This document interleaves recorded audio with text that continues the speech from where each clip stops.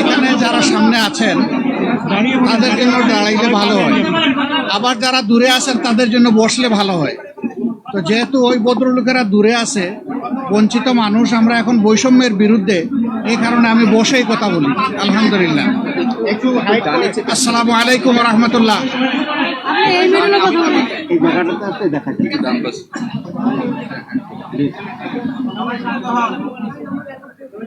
আসসালামু আলাইকুম রহমতুল্লাহ। সাংবাদিক বন্ধুগণ, আপনারা নিশ্চয়ই অবহিত আছেন যে গত কয়েকদিন ধরে বাংলাদেশে কিছুটা অস্বাভাবিক অবস্থা বিরাজ করছিল। তারই ধারাবাহিকতায় গত পরশুদিন অর্থাৎ বৃহস্পতিবারে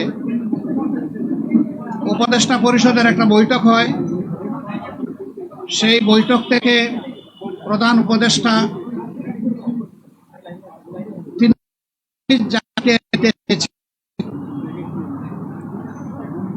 তিনি সেটা দেননি, কিন্তু এই কথাটা খুব দ্রুত সমাজের সব দিকে ছড়িয়ে পড়ে, যার কারণে সমাজে একটা অনিশ্চয়তা, আশঙ্কা, আতঙ্ক দেখা দেয়। আমরা সেই দিনই বিষয়গুলোকে হিসাবে নিয়েছি, নোটিশে নিয়েছি। ঠিক একই সময়ে একজন রাজনৈতিক নেতা তার জনপ্রতিনিধিত্বের একটা দাবি নিয়ে তিনি একটা অবস্থান নিয়েছিলেন। আবার আরেকটা গুরুত্বপূর্ণ জায়গায় আরেকটা দাবিতে আরেক দল অবস্থান নিয়েছিলেন। এই সব কিছু প্রধান উপদেষ্টার জন্য কিছুটা কষ্টের, কিছুটা বিরক্তির ছিল, যার কারণে তিনি তার দায়িত্বের ব্যাপারেই পুনর্বিবেচনা করবেন এরকম একটা অভিব্যক্তি তিনি প্রকাশ করেছিলেন, কিন্তু কার্যত এটা অফিসিয়ালি সামনে আসে নাই। এ বিষয়ে আপনারাও আমাদের মতোই বিচলিত ছিলেন, আমরা এটা বিশ্বাস করি। কারণ দেশ আমাদের সবার, দেশ ভালো থাকলে আমরা সবাই ভালো থাকব।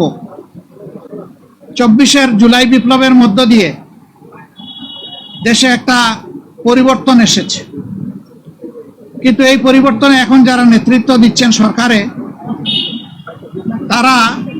তাদের পরিচয় হচ্ছে যে তারা কোনো পার্টিকে বিলং করবেন না। এটা হওয়া উচিত, কিন্তু এখানেও কিছু ব্যতিক্রম ঘটেছে। এটাও মাঝে মধ্যে সমাজকে উদ্বিগ্ন করেছে। আবার স্বাভাবিকভাবেই এই পরিবর্তন বা বিপ্লবের অবশ্যম্ভাবী দাবি ছিল যে অর্থবহ কিছু সংস্কার করা লাগবে এবং যারা অপরাধী তাদের বিচার হতে হবে। এই সংস্কার এবং বিচারের মধ্য দিয়েই একটা অর্থবহ নির্বাচন হবে, যেই নির্বাচনে সমতল মাঠ থাকবে। নির্বাচনে যারা অংশগ্রহণ করবেন তাদেরকে কোনো ধরনের ষড়যন্ত্রের মুখোমুখি হতে হবে না। এখানে পেশি শক্তি এবং কালো টাকার প্রভাব চলবে না। 15.5 বছর মানুষ 3টা নির্বাচনে তার ভোটের অধিকার প্রয়োগ থেকে বঞ্চিত হয়েছে। এবার তারা নিঃসংকোচে নিজের এই অধিকারটা প্রয়োগ করতে চায় এবং এই সুযোগ পাবে, নিশ্চিত হবে। এটি হচ্ছে জনগণের দাবি। প্রধান উপদেষ্টা ইতিমধ্যে কয়েকবার তিনি বলেছেন নির্বাচন তিনি দিতে চান এই বছরের ডিসেম্বর থেকে শুরু করে আগামী বছরের জুনের মধ্যবর্তী কোনো এক সময়, কিন্তু তিনি সুনির্দিষ্ট কোনো রোডম্যাপ দেননি, কোনো মাস সপ্তাহ তিনি ঘোষণা করেননি। এটাকে কেন্দ্র করে বিভিন্ন ধরনের দাবি এই নির্বাচনের রোডম্যাপের ব্যাপারে আছে।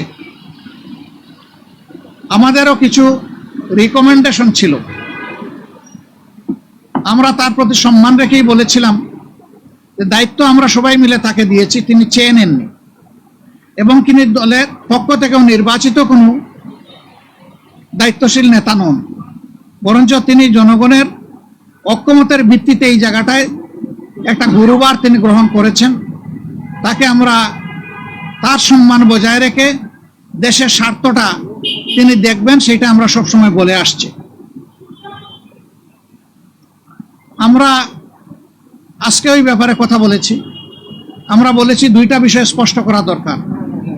একটা, নির্বাচনটা কখন হবে, আপনি যে সময়সীমা দিয়েছেন এর ভিতরেই জনগণের কোনো ধরনের বড় ভোগান্তি না হয়ে একটা কমফোর্টেবল টাইমে এই নির্বাচনটা হওয়া উচিত আমরা মনে করি। আর 2 নম্বর, আমরা বলেছি এই নির্বাচনের আগে অবশ্যই সংস্কার এবং দৃশ্যমান বিচারের কিছু প্রক্রিয়া জনগণের সামনে আসতে হবে। সংস্কার শেষ না করে যদি কোনো নির্বাচন হয়, এই নির্বাচনে জনগণ তাদের প্রত্যাশা পূরণ করতে পারবে না। আবার সংস্কার করা সম্ভব না। মাত্র 5টা সুনির্দিষ্ট বিষয়ে তারা হাত দিয়েছেন। এতটুকু নিষ্পত্তি হওয়া উচিত সন্তোষজনকভাবে। এর পাশাপাশি এখানে জুলাই প্রক্লেমেশনের ব্যাপার স্যাপার আছে, এগুলা সংস্কারের সাথে জড়িত। তো অনেক দলের দাবি দেওয়ার মধ্যেও কিছু ভিন্নতা আছে, এটা থাকবে। দল যেহেতু আলাদা, মতেরও ভিন্নতা থাকবে, এটাই স্বাভাবিক। গণতন্ত্রের সৌন্দর্য হচ্ছে আমার মতটি আমি প্রকাশ করব, আরেকজনের মতের প্রতি আমি শ্রদ্ধা দেখাবো। আমি কারো মতকেই তুচ্ছ জ্ঞান করব না, উপহাস করব না, এবং কাউকে অপমানিত করব না। কিন্তু আনফরচুনেটলি এই সীমা আমরা অনেকেই রক্ষা করে চলতে পারি না। আমাদের পারা উচিত। গণতন্ত্রের স্লোগান হচ্ছে let us agree to disagree. আসো আমরা এক হই যে আমাদের ভিন্ন মত প্রকাশ করার অবকাশ আছে, সুযোগ আছে। এই থিওরির উপর আমাদের সকলকে আসতে হবে। আমরা বিশ্বাস করি সমস্ত দলই দেশকে ভালোবাসে। ভালোবাসার জায়গা থেকে দায়িত্ববোধের পরিচয় দিয়ে আমরা সবাই যদি এগিয়ে আসি এবং আমরা যদি সংস্কার প্রক্রিয়াকে অর্থবহ সহযোগিতা করি, তাহলে একটা অর্থবহ সংস্কারের মধ্য দিয়ে একটা অর্থবহ নির্বাচন নিশ্চিত হতে পারে ইনশাআল্লাহ। আমরা সেই দিনটির অপেক্ষায় আছি।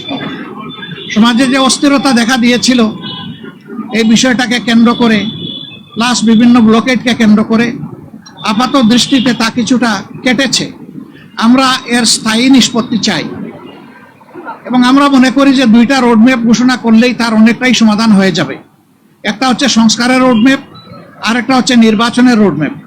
এই দুইটাই অতীব গুরুত্বপূর্ণ বলে আমরা মনে করি। আপনারা আজকে এখানে এসেছেন, আপনারা ইতিমধ্যে বিএনপির বন্ধুরা এসেছেন, তাদের কথা আপনারা শুনেছেন, আমাদের কথা আপনারা ধৈর্য ধরে শুনলেন। এই জন্য আমরা আমাদের পক্ষ থেকে আপনাদের প্রতি কৃতজ্ঞতা জানাই এবং ধন্যবাদ জ্ঞাপন করি।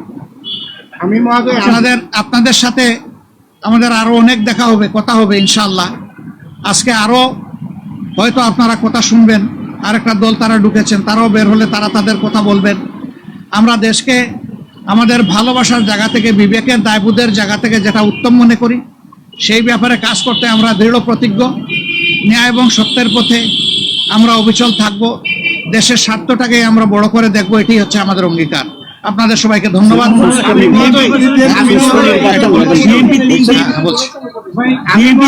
আপনারা যে আজকে আলাপ করলেন, এটার প্রেক্ষিতে আপনারা কোনো সময়সীমা বেঁধে দিয়েছেন কিনা এবং আপনারা সংস্কারের পরে নির্বাচন চাচ্ছেন কিনা? অবশ্যই সংস্কারের পরে সবাই নির্বাচন চায়, আমরা শুধু এর আগের দল বলেছে যদি তারা নির্বাচন ক্ষমতায় যায় তাহলে তারা সংস্কার কন্টিনিউ করবে এবং আওয়ামী লীগের বিচার কন্টিনিউ করবে। আপনারা কি এটা বিএনপি কখনো কখনো বললে, তারা কিন্তু বারবার এখনো বলছে যে আমরা সংস্কারের বিরোধী নই, তবে নির্বাচনের রোডম্যাপটা আমরা চাই সুনির্দিষ্টভাবে, সেটা তো আমরাও চাই। কিন্তু আমরা কোনো সময় বেঁধে দেইনি। আমরা কমফোর্টেবল 2টা টাইম আপনাদের মাধ্যমে এই জাতিকে জানিয়েছি। যদি সংস্কার শেষ হয়ে যায় তাহলে ফেব্রুয়ারির মধ্যভাগে এটা হতে পারে, আর যদি সংস্কারের ভিতরে শেষ না হয়, আরেকটু সময় লাগে, এরপরেই যেহেতু রোজা শুরু হয়ে যাবে, রোজার পর হতে হবে, তারপরে এটাকে টেনে লম্বা করলে কোনো সুষ্ঠু নির্বাচন করা সম্ভব হবে না। আমাদের দেশের আবহাওয়া এটা এলাও করবে না। প্রধান উপদেষ্টা কি বললেন, যে 2টা দাবি জানাইছেন সে 2টার ব্যাপারে তিনি গভীর মনোযোগ সহকারে শুনেছেন এবং আমাদের এটা আস্থা হয়েছে যে তিনি বিষয়টাকে ইতিবাচক ভাবে নিয়েছেন। আচ্ছা, বিএনপির পক্ষ থেকে 3জন উপদেষ্টা আপনাদের কিটা কি চান বা তাদের পদত্যাগ চাওয়াটাকে আপনারা কিভাবে দেখেন? তারা বলছে নির্বাচনে বা সরকার নিরপেক্ষতার জন্য তাদের পদত্যাগ করা দরকার। পদত্যাগ চাইলো বিএনপি আর ফতোয়া দিবে জামাতে ইসলামী, এটা কি মানায়? তারা যারা পদত্যাগ চেয়েছেন এই ব্যাপারে তারাই ব্যাখ্যা ভালো দেবেন। আমরা কারোই কোনো পদত্যাগ চাইনি, এবং এই সময় আমরা যখন ওই রকম প্রয়োজন অনুভব করব তখন আপনাদের মাধ্যমে জানাই দেব। মিটিংয়ের মাধ্যমে কি অস্থিরতা দূর হবে মনে করছেন? এই যে অস্থিরতার অবস্থা বিরাজ করছে, আপনারা আমরা আশাবাদী কতটুকু দূর হবে মনে করছেন? পুরাটাই দূর হবে ইনশাল্লাহ।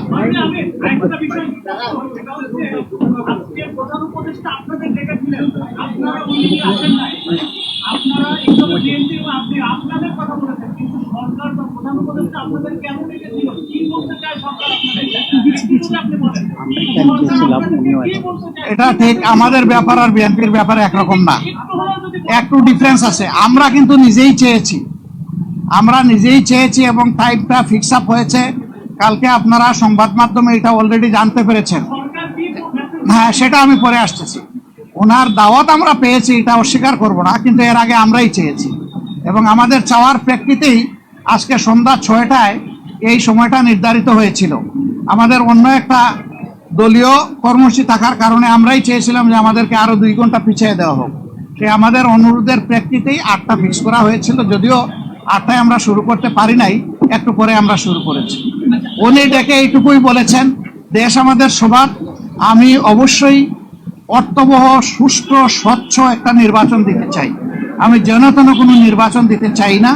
এবং তিনি আমাদের কথা মনোযোগভাবে শুনেছেন আর বলেছেন যে আপনাদের পরামর্শগুলা আমি প্রয়োজন মনে করি, আপনারা যে পরামর্শ দেবেন অবশ্যই আমি এগুলা কনসিডারেশন নেব, অন্যদের কথাও আমি শুনবো। এবং আগামীকালকেও তিনি আরো অনেকগুলা দলকে দাওয়াত দিচ্ছেন, তাদের কথাও তিনি শুনবেন।